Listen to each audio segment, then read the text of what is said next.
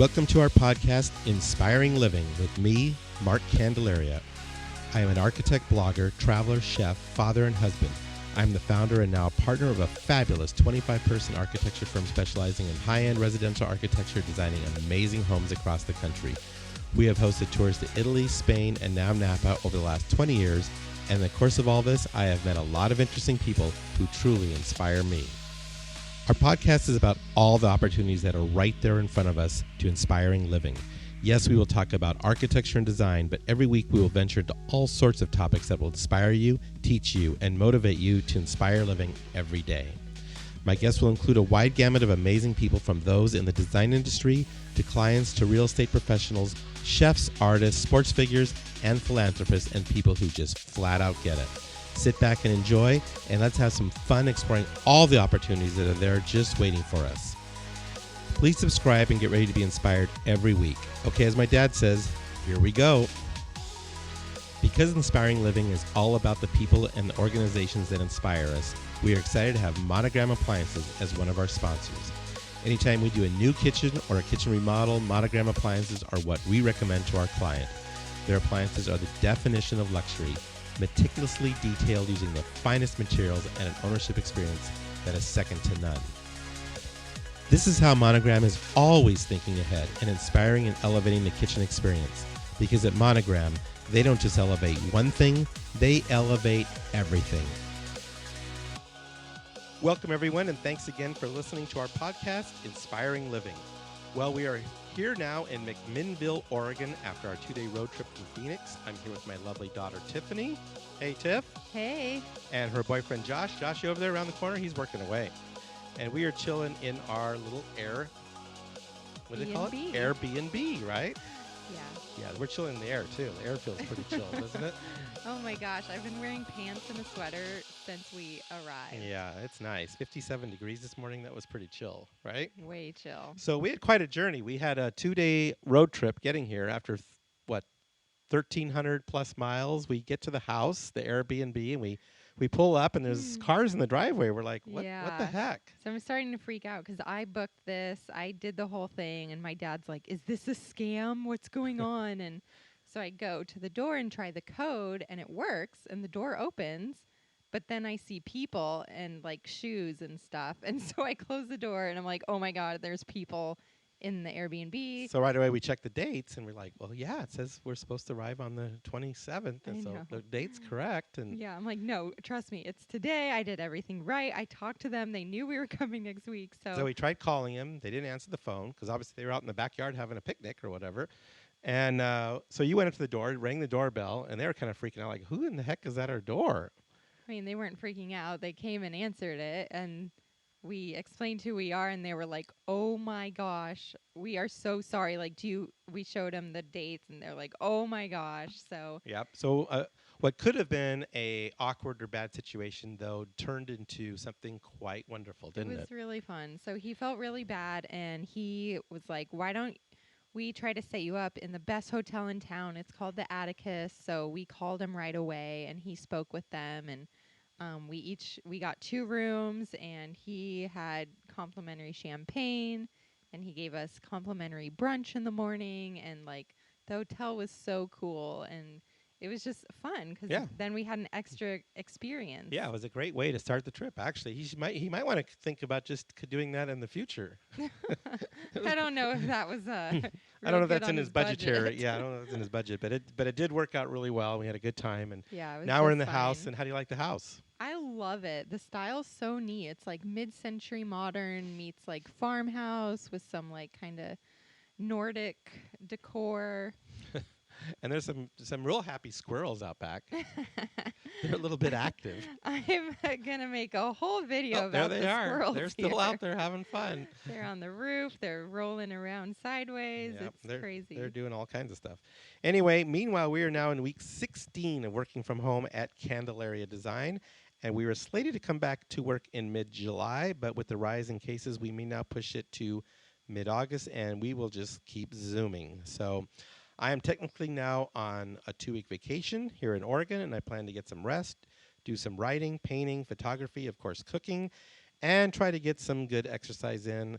while enjoying the heart of the Pinot wine region of Central Oregon. It's pretty nice. I know tasting rooms. You got a nice tasting room set up for us for on Friday. Yeah, it's So, gorgeous here. and we're sitting outside. We're staying safe, and we got our masks and our hand sanitizer, and we're doing a good job as Yeah, Arizonans visiting Oregon. But which we shouldn't advertise hey, it's all right. to We're the here, but locals we here. got tested. We're good. We know we're good.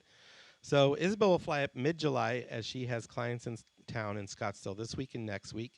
And we have been apart just 4 days now, and I already miss her a bunch. So hello to my lovely Isabel.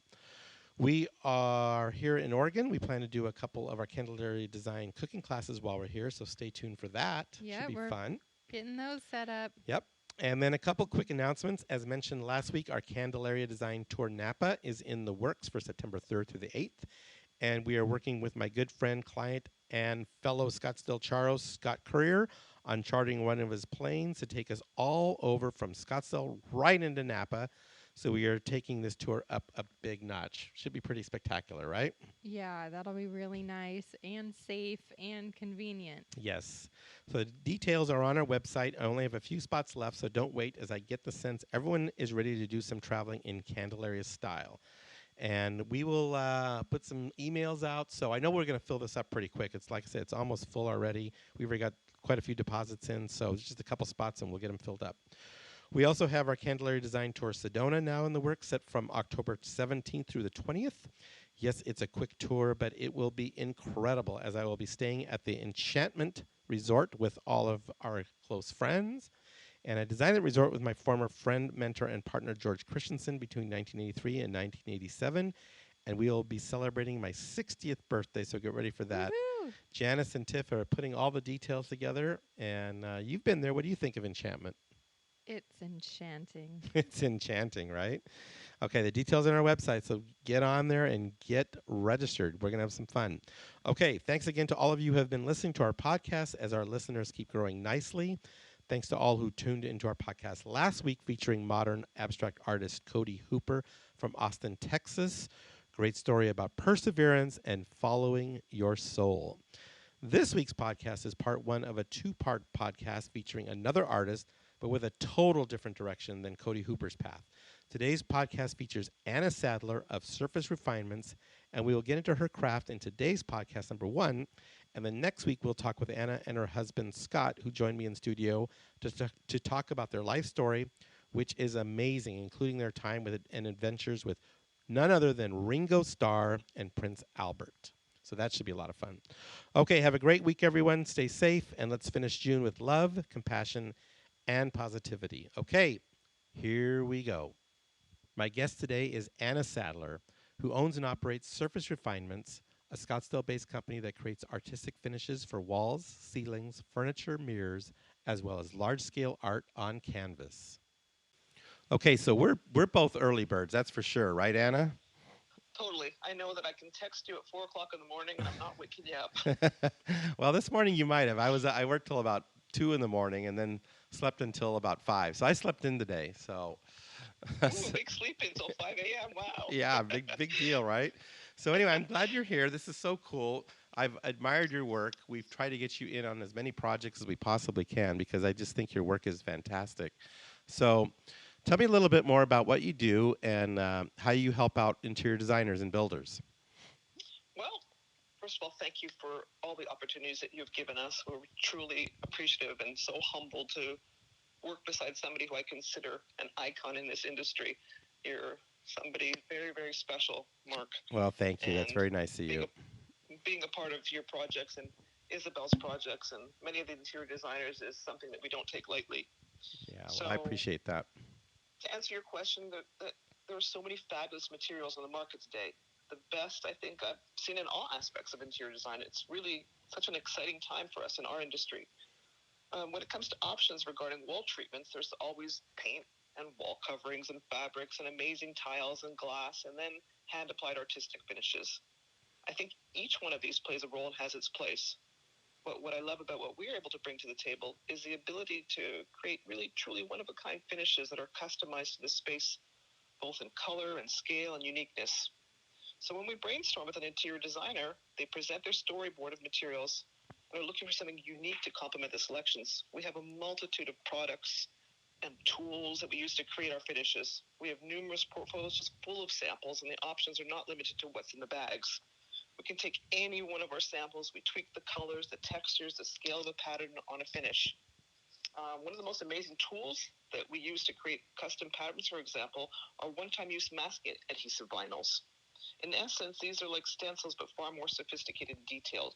There's no limit to the patterns we can create. We have extensive design libraries full of options, and if there's something specific a designer would like, perhaps incorporating a pattern from a fabric or a rug, we have the ability to reproduce that pattern into a masking adhesive tool that we use during the process of applying the finish.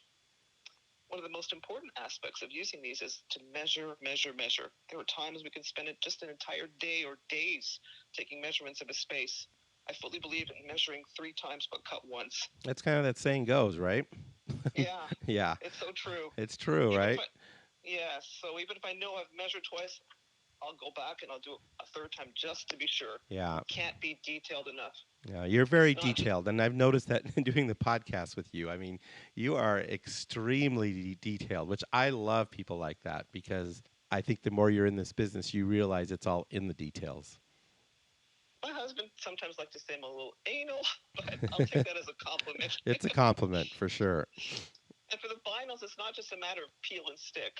You know, people think, oh, you just peel back the backing, stick it up on a ceiling. It's just ceilings, for example, are the most challenging surfaces of all sometimes, because to take something from the ground and put Get it it up up there. onto a ceiling Yeah. is a whole different, gives you a whole different perspective. So what's beautiful about the vinyls is that a pattern, whether it be for a focal wall or an entire room, is completely customized to the space.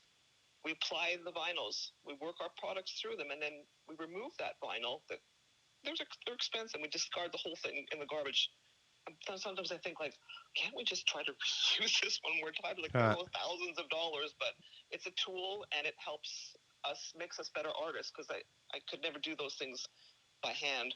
Interesting. So it's an interesting product. So with these, for example, with wallpaper, for example, the pattern starts and finishes wherever it lands on the wall. With what we're able to do, we'll tweak that pattern so the top of the ceiling and the bottom of the baseboard, that pattern starts and finishes equally. Wow. We can go around the entire room. The pattern will die into the corner of the last wall exactly where the pattern started on the first wall. Wow. That's amazing. Sometimes there's a little tweaking involved, sometimes a little fudging, but all in all, the outcome at the end is like, how'd you do that? Yeah, no, I get it. So you have probably a pretty high appreciation for Michelangelo, I'm guessing. Oh, yeah, my brother affectionately calls me Michelangelo. So, so if we're doing a focal wall, the top and bottom of the 2 sides will have a perfectly positioned pattern. It's not cut off mid-pattern. We have a really fabulous small company we work with in North Carolina who do all our custom vinyls. It's a hard-working couple. They've been working with us probably for more than a decade, and there are no ends that she won't go to make the crazy ideas I throw at her work. There's plenty of them. There's someone who understands our industry because she has walked the walk herself. When I challenge her with what seems impossible, she'll figure it out, and we've done some pretty intricate and unique work over the years. I think she's in my back pocket as a secret weapon. That's so cool. Yeah, and that's the other thing, too. I think, even with what you do, which is pretty much yourself, there's still a lot of people that really help execute what you do. It's no one does everything just by themselves, I don't think. It takes a village. Takes a village, exactly. Right. Yep. And currently, we have one of the most unique contemporary homes we've ever worked on. There's so many areas we've created some pretty unbelievable walls. We have a client with a really great imagination, and she throws stuff at me. She says, well, can you do this? And it's like, oh, yeah, we can do that. Sure. And then, oh, my God, how am I going to figure this out? So I can't say much more about the project now, but there will be an announcement and nationwide coverage of this home in the year to come. So it's That's pretty awesome. exciting. That's very exciting. That's great. Yeah. So discuss your antique mirrors in that process and how that all goes into your repertoire. Well, came a point, some years and years of doing this, that we probably explored every surface to apply our finishes to. I was really seeking something to sink my teeth into. So back in 2007, I think is when we started. Timing was on my side because there was a private class being offered in San Diego that next month. The instructor, fabulous man, been doing this craft for his lifetime. He was a master and still is, and we were so fortunate that he decided to share his knowledge of this incredible technique of antiquing mirrors. I came home, my head was spinning with ideas. Wow. So we contacted a local mirror and glass company. We bought dozens of sample-sized pieces of mirror, and then we went to town. Hmm. When we worked on the class samples in California, the chemical process took forever. I mean, like hours. I quickly found out that the heat of our summers here were, at least that was to our advantage, because what took 2 hours in San Diego literally took 2 minutes here. 2 minutes. Scott would start to roll the product in the back of the mirror and start to bubble up even before we got to the end. So we had to like double time it. It was a big learning curve, but in some ways, due to my impatience, it's a bonus because I want things and I want them now. So what we do is we take a new piece of mirror. Uh-huh. Within a matter of days, we can make it look like a 300-year-old antique piece of mirror. We just love to play with different techniques to achieve the aging. And I like to say it's a collaboration between Mother Nature and our hands. Yeah, neat. Which isn't necessarily easy for me to accept because I'm a total type A personality. I like to have control over what I'm doing as much as possible. But I learned that sometimes the most organic and unique results happen when you learn to let go a little bit and trust the process. Yep, exactly. So one question I have that you make me Yeah. think of, and I'll just interrupt you here because Sure. just from my other podcasts, I've been to Italy obviously several times, and I've interviewed some of the craftsmen and artisans that do just amazing stuff like you. And what's happening there is the next generation's not interested in doing it because it's too much work, it's too hard, whatever. And so one of my, you just brought up mentorship and some of the things that you've learned from past artisans. I would love to see you find a way to share your knowledge to the next generation. So I don't know if you've ever thought about that, but I just want to plant that in your head because you are so amazing, and it'd just be a shame for that craft and knowledge and art to be lost. Do you see what I'm saying? I totally get it. I have been asked to teach. It's something I may decide to do one day, but for the moment, I feel so responsible. I want to make sure that I'm able to. It's one thing to be able to execute something. It's another to be able to teach it to somebody. So right. I'd want to make sure that these people, potential students, would be given the same opportunities that I was given. Yeah. And sometimes it's not even in the classroom type setting. Sometimes what I found that works really well is just let someone shadow you and just kind of be an apprentice, and they just learn it along the way. Whether they stick with it or not, that's always beyond your control, and that's always the difficult thing. You put so much time and effort into something, and they go, nope, I'm not interested in this. Off they go, and all that time is just gone. So it's tricky. The whole thing is really, really tricky, and I worry about, because I love a lot of the traditional arts, and I know you can do contemporary and everything too, but I just worry about where are we going to find these people 10, 15, 20 years from now. So I hope things come full circle, because right now what I see in the new generation is a completely different work ethic. Yeah. Having, a daughter who's in her mid-20s, and sometimes I wonder, like, whose kid are you? Because there's no resemblance to the work ethic that, she saw growing up between Scott and I, and, days off and working, and just everything's about work and effort and diligence, and they want instant gratification. Yeah, so that's what I'm saying. That's what I see. I think it's just because of how everything's wired with social media and everything. It should happen instantly, right? It doesn't take all this effort and time. I mean, I'm going to have to put in 5 years or 10 years of work and knowledge, and before I really get there, that's too long. So that's my that's my worry. And I think everything's just going to become this clean, edited contemporary with no detail because it takes no effort. And I'm seeing a backlash of that style because of that is what I'm starting to see. And I'm seeing, and I'm seeing a big appreciation for the things like that you're doing because of the fact who can do it. See what I'm saying? Very cool. Yeah. So sorry to interrupt you there. I just when you brought that up, it just made me think of that whole craft and trade and just how special it is. So anyway, well, the whole world's got a reset button right now happening. So, who knows? When we're out of this situation, things might really change. Yeah, I think so. Better. I hope that's the good takeaway. Yeah, I think there's going to be a real value placed on things that are hand done and personally done and not machine done. Because again, I just think it's going to be rarer and rarer to find that. Hence, it'll become more valuable. It's a law of supply and demand. So, I think if you can find some people that you can apprentice, I think I'm not telling you how to run your business. I'm just being selfish. I just don't want this to go away for the next generation. That's all. So, No, it's definitely food for thought. yeah. And So in your talk here, you made a fun analogy about your business and a play, like a theater play. Talk about that a little bit. okay, well, I like to compare the process of our work to a theatrical performance because we start with the audition, which is meeting the client or the Yep. designer.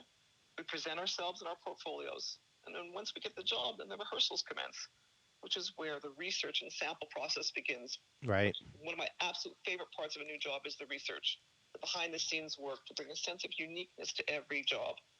We have clear plastic bins lined up along the walls of our garage for each current project. I place my materials in there, samples, products, embellishment notes. And every day we come in, I have to walk through by that wall, and it keeps the ideas fresh and inspired in my mind. So, this process takes weeks, and all this happens before we can even put a brush to the wall. It's not just a matter of showing up to clients one day. Here we are with our scaffolding materials, and We're ready to go. It's what happens, the weeks of what has Preparation. gone into it, but once the job starts. So once the job starts, there's the first act. We start the process of a layered finish. The second act or next layer. And then there's the intermission, which is usually the overnight drying process. The next day we come back to the next act, build up, and then what often is the most scary part, where we really wish our clients were out of town, the scary layer happens. The finish doesn't look anything like the sample board that they approved. If they walk in the room at that point, they look at us thinking, "Oh my God, they've lost their minds." Where are you going here? This isn't what we talked about. Not at all. But then the finale comes, the final layer, the big reveal, it all comes together. It's just so magical. We pull the tape, we clean up, the furniture gets back in place. And it's like we were never there. The finish is always just a part of the space. That's really important. It doesn't look like it's fresh and it sticks out. So sometimes we're the supporting actors. It's just a beautiful soft background to complement the furniture and draperies and art and rugs. And then sometimes we're the stars, where the finish is the focal point of the area. So either way, we're going for that Tony Award. There you go. I love that. The question is, what do we do for an encore? So what do you do for an encore? Keep raising the bar. Keep raising that bar, right? Keep pushing it. And that's exactly it. I mean, I think if you get satisfied and get complacent, you're just not. That's what I tell my people all the time. If you're not learning and pushing the envelope, you're not moving forward. You got to constantly pushing, and that's what keeps it fresh, and that's what keeps it exciting, and that's where, the exhilaration comes from putting in the hard work. If you just numb yourself out and keep doing the same thing, it's basically the end of your whole. It's robotic. Then it's just labor. I need to have butterflies in my stomach. Exactly. Every morning, I want them. Exactly. So you mentioned it takes a village to do these projects. There is an important sidekick in your village. Tell us about that. Well, as you know, and many people know, I work alongside Scott. Yep. And even though he's really the behind-the-scenes kind of guy, and that he's the one taking the pictures and putting me in front of the camera, he's such a big support in just so many ways, because he provides a perspective that I would normally see. Right. It's hard not to view everything through an artistic lens. Yes. And sometimes what he sees is far more revealing. He'll point something out and go, "Oh, wow, I never looked at it that way." I find it so helpful, and it happens every day. Yeah, it's exactly the same in our business, Anna. I mean, I can work on a drawing and be into it and just be so myopically focused on it, and Vivian will walk in and look and say, "What are you doing right here?" And I go, "Oh shoot, I never even saw that." It's like, wow, good call, good catch. And so I really encourage artists and like my staff to do that. I mean, get into it, get deep, go, take it as far as you can, but then step back and let a couple other artists come in and kind of give you some critique. It's a great process. It sure is. Not only that, and sometimes it's in addition to what Scott helps me with too, is sometimes for ourselves as artists, or you're drawing or what you do, you have to walk away. Yeah. Sometimes you just have to go take a break, leave it. Put the pencil down. And that's the same thing that we find too in our business is, I can work on a project for 2 or 3 hours, 2 or 3 days, whatever it is. But then I find if I stop and go work on another project for a couple hours or a couple days, and then maybe another project for a couple hours, couple days, and then come back to that project, I do far better than just going so deep down the rabbit hole and not seeing Exactly. it freshly. So that's another thing that people say, how come you're just working on my project? I said, well, it's actually a big advantage for me to kind of keep hopping around because it just keeps my brain much more alert, you know. Exactly. Yep. So Not on autopilot. yeah, it's easy to drift, like I said, drift down the rabbit hole and just really miss the obvious sometimes. So another thing that we were both involved in and was a very dear project for us was the Phoenix Dream House. Tell us about that a little bit. Well, what I remember of the Dream House, and we haven't been involved since, and I probably need to go back and revisit. It's a place, it's a facility, an old hotel basically down on Grand Avenue, and I don't know, maybe 15th Avenue or something like that, or 19th Avenue. I can't remember exactly where it is. Where they took an old hotel, and they've been gradually rehabbing it into a place of refuge for, I think, mostly women that have been part of sexual trafficking Yeah. and that whole horrible, horrible experience. And what they try to do is they find them, they bring them back, they train them, they give them a place to live safely, and just slowly bring them back into hopefully a nice reality, because some of them have just gone through such horrible things. When you hear the stories, it's just utterly repulsive. And some of these poor girls now have babies, and they got to have a place to do that and raise them. And so what we were involved in, I don't know even how many years ago, maybe it's been quite a few years ago, maybe five or For six. quite a few years. Yeah. Yeah. We got asked by Mark and Chris Donnelly, who are great friends of mine, to help, and they had a contest, I believe. I can't remember how many rooms it was, but we were all asked as this group of designers to refurbish and take this motel room and turn it into a dream room. And that was a fun project. A lot of work, but It was a lot of work, but it, so rewarding. it was so rewarding. So how was that for the lead-in? I know I went a little far there, but it's just a great project. And again, I encourage anybody, if you just Google it, you'll find it. It's a great program to be a part of, to give to, and it makes such a big difference in the community. So you and I were involved in that, Rewarding. right? Yep. We were involved, and Linda from Camelback Interiors Yep. was the lead designer. Yeah, and Linda Martin, who was amazing, a good friend. So amazing. Yep. It was just so rewarding, because to think that the finishes that we incorporated into the rooms that we were asked to do, these are the same products and processes that we put into the multi-billion-dollar homes that we work in. To think that these girls, after coming from this challenging and difficult circumstances they did, that they could wake up every day and experience this beauty and give themselves, new hope, right, and new life. I can't even begin to describe what that project. I mean, I'm looking at my arm and getting goosebumps just thinking about it. Yeah. So well, our project won. Our team had the best dream room, and we got that plaque in our office, and we're all very very proud of it. So it was great to win that thing, and I'd love to find out from Mark and Chrissy what's going on. So I need to check back in with them. Well, if they're doing any more, yeah, I'm in. Yeah, I'd love to see where they are on that, because that's quite a project. So. Yeah.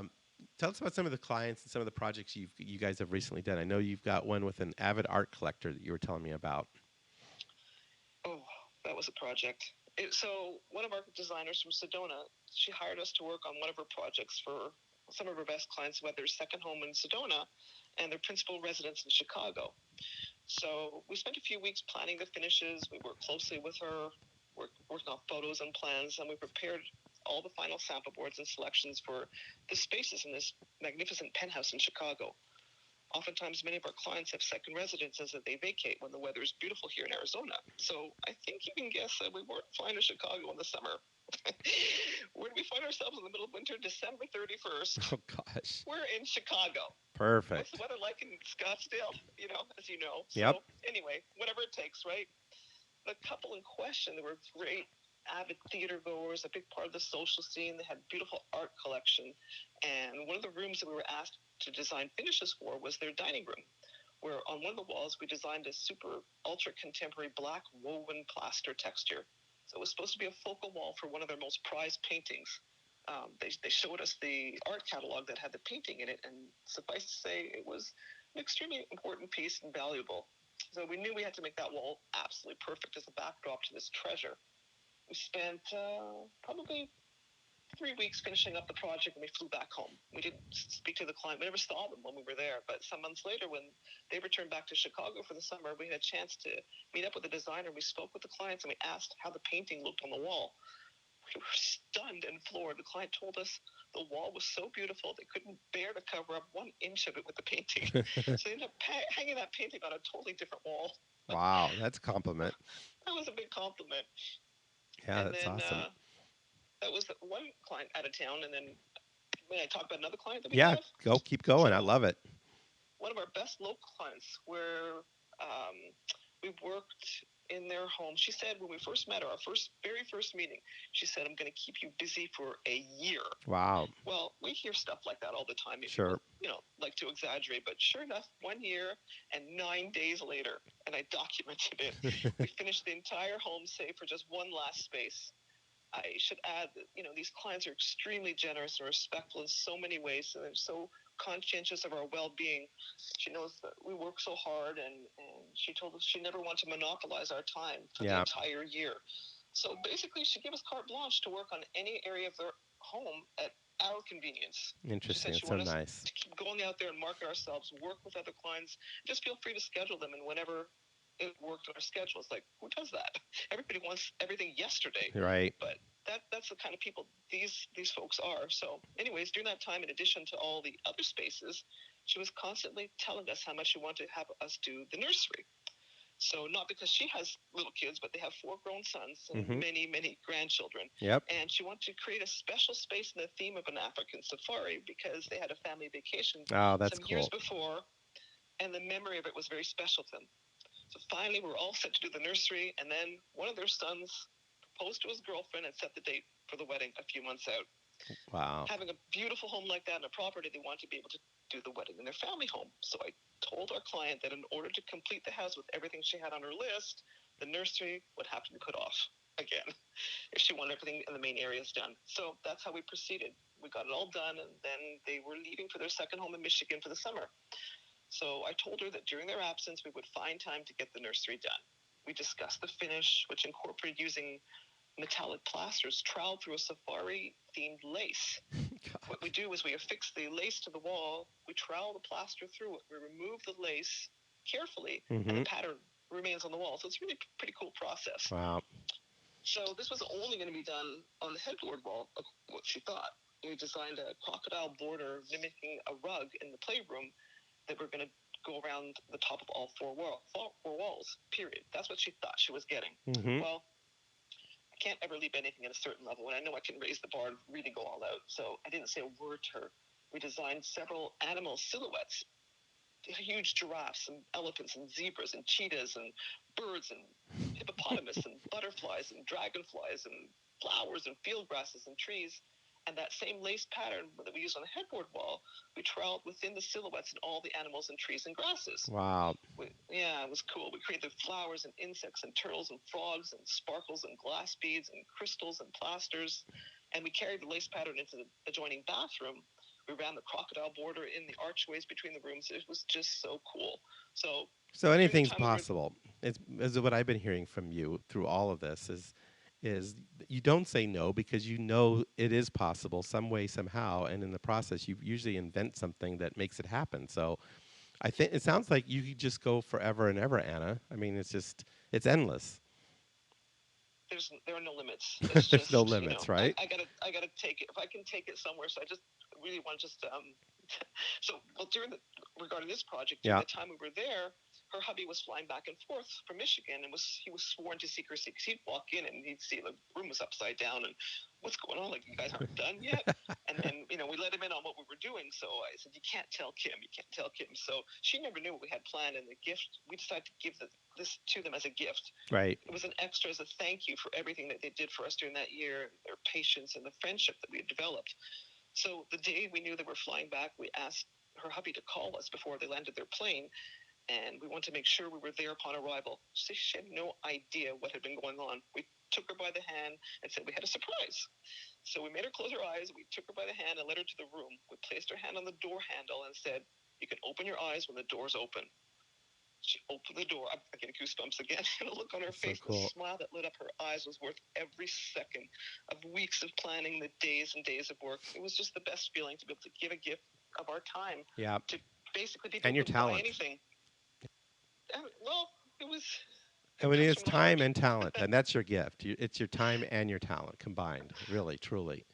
We love what we do. We Yeah. really, I pinch myself, even though it's hard work. And, people see up front the finished product and think it's all glamour, but Right.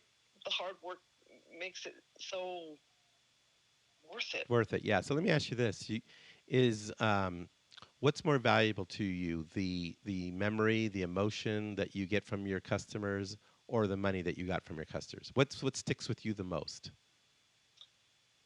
I say this probably a dozen times a month, that if the compliments could pay the bills, I'd take that any day. Right. That's how I Right? am. It's like I don't remember what the fee was. I don't ever tell No, that story. Like if it's someone the asks you, feeling. yeah, it's the feeling. If someone asks you about a project, you don't tell them, oh yeah, it was a great project. I made $40,000 on that project. It's like I don't could care less. I mean, I got to pay the bills, obviously, Yeah. but it's not what I remember. I remember the experience and the satisfaction and the gratitude and the connection with the customer. I mean, that's what it's about for artists, right? Totally. Yeah. Totally. Yeah, it's Well, for if I sure. write a book one day, those are the things I'm going to write about. Right, exactly. So so there's some current favorite areas that you love to work in in a home. What are those? Tell us about that. Ooh, our favorite spaces, probably our powder baths. Yeah. Even though it's probably the smallest room in the house, we refer to them as jewel boxes. Yep, exactly. We really get the opportunity to go to town creating totally over the top spaces. Everyone, just loves to show off their homes, but the powder bath, for some reason, is the crown jewel. Yeah. No, that's You cool. know, You might I have to think come some of over our here. most You might have to come sorry, over here and do a little magic for us on ours, I think, now that I think about anytime. it. I think some of our most intricate finishes have been in these smaller, intimate spaces. We put out all the stops, crystals and jewels and glass beads and mica flakes and sumptuous metallics. We had one client who loved her powder bath so much, granted it was a larger powder bath. She had cocktail parties in her home and started the evening in that room. Oh my It God, was so that's so pretty. funny. That's so cool. So you love to cook. I know that we spoke about that, and you like to compare the process of cooking and baking with your work and some of the finishes. Tell us about that a little bit. So we have about 5 portfolios currently in rotation, full of samples. One portfolio bag in particular was meant to be my retirement package portfolio. To back that up, our portfolios are a result of experimenting and creating finishes at our home studio. So many of them are a collection of samples that we've accumulated from years of taking specialty classes. This is my fun time. I get to travel about 5 times a year to a few different cities in the country where I get to hang out with my fellow artist friends. That a group of us, we get together, we bring our favorite mentors and teachers for a week-long class, and we get to experiment and play with products and new techniques. Very And cool. just share creative energy. It's by far one of my favorite ways to spend what I call downtime. Unfortunately, it's been put on hold for the moment with what the world is going through, but Right. it's my favorite thing. So on one of these occasions a few years back, the focus of the class was creating a more artistic, abstract, painterly type of portfolio. I was so enamored and yet so intimidated by this new style. It just took me so completely out of my comfort zone because it was so new and it tapped a different part of my creative brain. I was really excited at the prospect of growing as an artist and not always creating finishes I was comfortable and familiar with. Right. Even though our other portfolios have samples that are super cutting edge and current and beautiful and varied, they're a different type of formula to execute. They're more like baking. Right. It's which one tends to follow a recipe more carefully to. It's definitely more like chemistry. Yep. More rules. Yep. But the abstract portfolio is more like cooking. Because I'm a total rule breaker in the kitchen. I love to improvise and wing it, and whatever ingredients are handy. I like to use my imagination and be more bold and daring when I throw in the pot. Yeah. So back to the abstract portfolio, retirement package. This was giving me my ticket off scaffolding one day. I thought, wow, create art on canvases, work from home, no construction sites, Right. be done with the 3 levels of scaffolding, the noise, the dirt. As I typically like to do when I return from one of these weeks away is to drop in on our designers and share the latest sample. So bringing up Linda again, she loved that portfolio so much, and timing had it that she was working with some clients and she fell in love with one of the samples. I thought to myself, wow, retirement might be coming sooner than I thought. I mean, that was quick. Yeah, except her next comment was, well, it's not space. It's a little bit bigger than a canvas, more like a 19-foot headboard wall. Oh my Can you gosh. adapt the finish to something of that size? Guess what my answer was? Yes, of course. Took me 2 seconds to, of course, say yes. We did. And once I got my feet wet with that beautiful, big, awesome art wall, I was hooked. The retirement, quote unquote, off ladders was going to have to wait. But my head started spinning with the possibilities of creating this one of a kind, really unique, total, complete art walls. I mean, you start and you don't know what you're going to end up with. Wow, that's neat. So it's kind of a cool, really cool process. Yeah, and But Linda Martin's so much fun to work with. I mean, like I said, we worked she's with her on the Dream amazing. Room, and we bump into her. She's a neighbor. She doesn't live too far from us, and we bump into her at little venues and stuff. And she's just such a great lady. I mean, I just always love talking to her. So she's got that same kind of can-do attitude, always, doesn't she? Always. Oh my God. Yeah. And so what was fun was that a few weeks ago, the phone rang. It was Linda. And she said, remember that beautiful wall you created a few years back with that finish that I fell in love with? It was meant for a canvas. Well, I need you to create that exact finish for me again. Only this time, guess what? It's on the canvas. Oh, there you go. See? Yeah, so, life comes full circle. Yeah, you're manifesting it. That's what happens, and that's what I tell people too. Is like, put it out there, put it out to the universe, put your dream out there, believe in it, visualize it happening, and it'll happen. It might not happen exactly the way you think, but that energy will come to you, and it does. And most people just don't stick with it. And I just say, just keep sticking it. Just keep that vision in your head, and I think your subconscious somehow brings you to it. I think so. Right? Total believer. I'm a total believer. Yeah, I am too. I've seen it. board too, cut stuff out, and Yep. it's just, it happens. It works. Every day. It works, right? And so then Isabel and I had a fun project with you up in Silverleaf for a wonderful, wonderful client. And Schultz Development was the builder, and we got to collaborate with you. Tell us about that a little bit. That was a fun project. Amazing clients. So yes. much fun. And, despite the fact that home, I don't know, you tell me, but what, 14,000 square feet or so? It's up there in the tens of thousands. How did a home that size become such an intimate, beautiful space and a family home? I mean, these folks really enjoy their home. Yeah. So many places there. It's a family home. It's a family home, and they get use out of it so much. And so I think there was a theme with Loretta involved in her home with certain patterns, and it was trying to incorporate that pattern into one of the areas that we were asked to do, with Isabel had asked us to collaborate on. And like, Mark, seriously, how big was that hood? Like, it's big. 8 feet? It's like I always tell people that kitchen is like a cathedral. It's just it's huge. But boy, you brought some beautiful detail and life to that gigantic element. It looks gorgeous, and it was featured in Phoenix Home and Garden, which is great. It was. That's always so exciting when I get to open the magazines and go, wow, like, it's just, I can't believe it. Yeah. Just beautiful magazines. There's our work. Yep. We got to There be forever. a part of something. Yeah. No, that was great. And she loved color too. Yeah. Well, and Isabel loves color, so any opportunity she gets to employ color, she's all over it. I'm the kind of the neutral one, only because I feel it's safe. But then Isabel will show me a swatch or something. I go, oh my gosh, are you serious? That's so bright, or that's so blah blah blah. And then she does it, and I go, God, I love this. This is so nice, So I love her courage, And you're the same way. I mean, I love when the two of you collaborate, because I just don't know where it's going to end up, and it always ends up in some place that's just absolutely magical. So you guys just got to keep it up, keep it going, right? Love to. So I love your line here. Life is not a sample board. Tell me where that comes from. Well, learning curves. Every day is a new day, and you can teach an old dog new tricks. So you have to learn how to troubleshoot. Yeah. Every problem is really just an opportunity to find a solution, right? Yeah, absolutely. Like we were saying earlier, just push yourself. If you're pushing yourself, life becomes so much more exciting. I mean, it becomes unexpected. It becomes exhilarating. And, every day is an opportunity to push yourself a little bit and make it a memorable day. I mean, there's only so many days that we all have, right? I mean, we saw it with our good friend, like I said, Barb Chalky. And, it's just like, I love I love the opportunity that just awaits every single day. So it is. It's like And that sample board. It's like a blank canvas. What am I going to paint today? Right? right, and so we never know. I mean, things don't always go according to plan. Nope. So, just for example, we had a huge learning curve when we moved here from Florida. Yep. Talk about like a total opposite climate. You know, we learned how to use many of the same products in a wet, humid environment.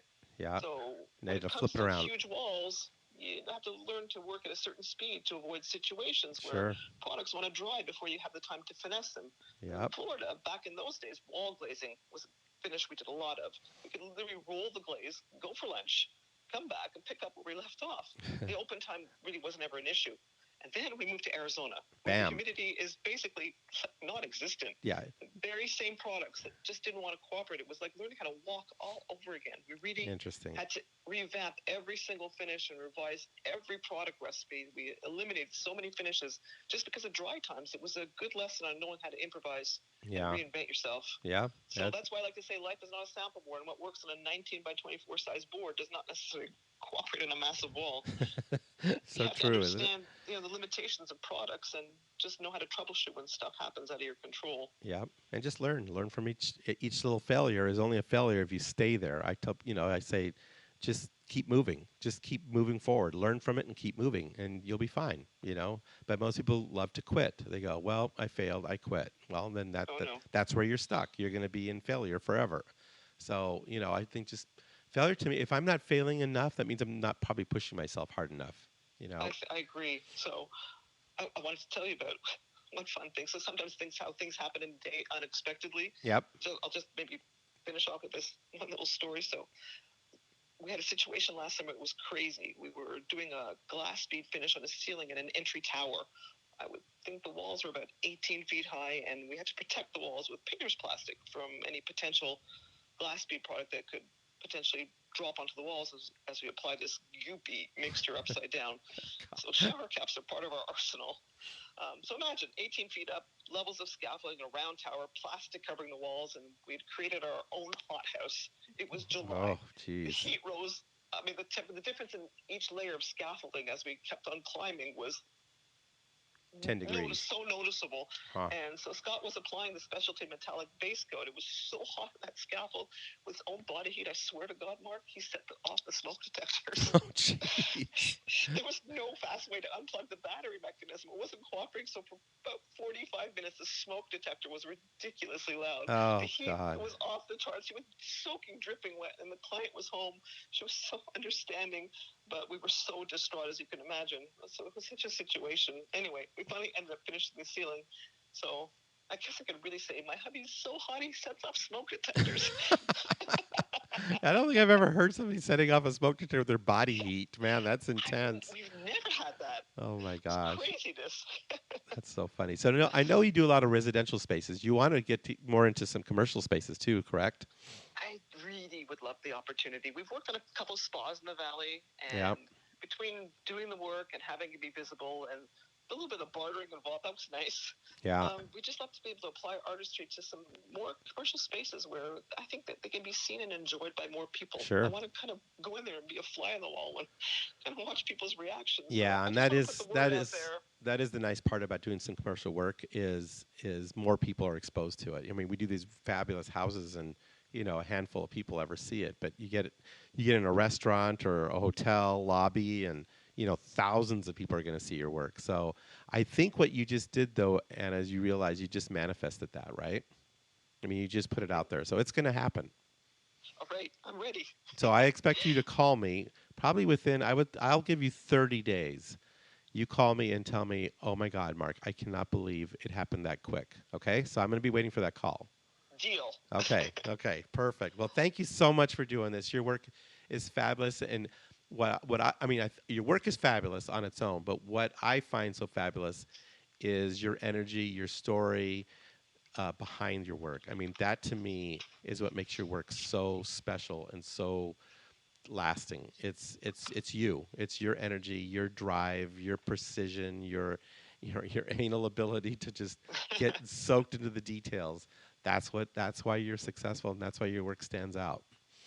Well, Mark, I really, really appreciate the opportunity to be able to share part of that with your audience. And Thank you so much. No, you're fabulous. And like I said, we want to spend more time with you and Scott because your energy is just infectious, and it's the kind of energy we love to be around. So thank you so much for doing this today. Thank you, Mark. You have a great day. All right, you too. Thank you, Anna Sadler. That was fantastic. And I invite all of you to stay tuned next week, and we'll have part 2 of this podcast where we'll talk to both Anna and her husband, Scott, about their life and how they met and how they grew up and how they all ended up here in Arizona. So stay tuned for that. You will love the background to this successful story. Have a great week, everybody. I want to say a big thank you to my good friends at Stockett Tile and Granite Company, where your project is our priority. The Stockett team, along with so many others, are wrapping up the final details on our demonstration kitchen at our new expansion of our Candelaria design offices. We've started our online video cooking classes, and our kitchen is amazing. I have had the pleasure of working with the Stockett team for nearly 40 years on some amazing projects, and trust me, they are the epitome of excellence when it comes to tile, marble, and granite. Work bar none. Their skill and customer service is impeccable, and the bottom line is they are just good people. I have traveled with, dined with, and just had good times, both personally and professionally, with Dave Stockett and his lovely wife, Becky, and they are the best. When it comes to your next kitchen, make sure Stockett Tile and Granite is a part of your team. Thanks for listening. We hope you enjoyed our podcast. We encourage you to write a review, screenshot it, and share it with your friends. Please instant message it to me and follow us on Instagram and Facebook. We thank you for listening, and we look forward to sharing more insights to inspiring living next week.